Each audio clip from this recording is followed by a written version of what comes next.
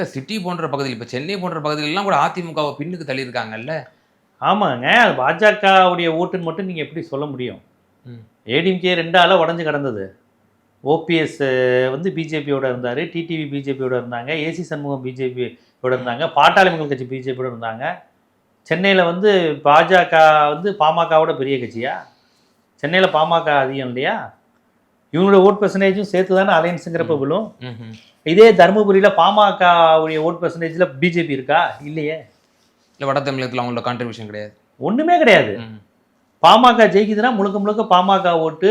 தேமுதிகவோட alliance வச்சிருந்தா தேமுதிக இது இப்படி தான் ஜெயிக்க முடியும்.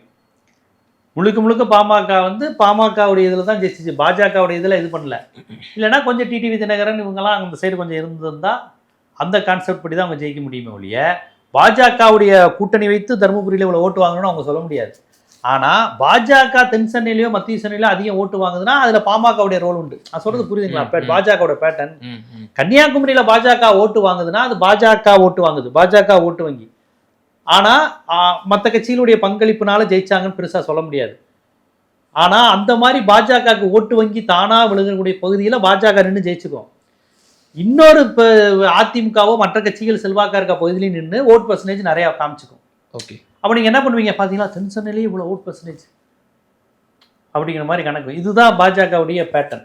இப்போ அதே பேட்டர்னில் தானே கோவை தெற்கில் ஜெயிச்சாங்க. கோவை தெற்கில் அப்படி பாஜக ஓட்டு வாங்கி அவங்க ஜெயிச்சாங்க. எல்லாமே ஏடிஎம்கே ஓட்டு தானே. ஏடிஎம்கேக்கு செல்வாக்கான பகுதி தானேங்க அது. சிபி ராதாகிருஷ்ணன் அவர்களே குறிப்பிட்டார், எஸ்பி வேலுமணி இல்லாட்டி நீ ஒண்ணுமே இல்லை அப்படின்ற மாதிரிட்டு மானதேசி. அப்போ அதிமுகவினுடைய கோட்டை தானே அது.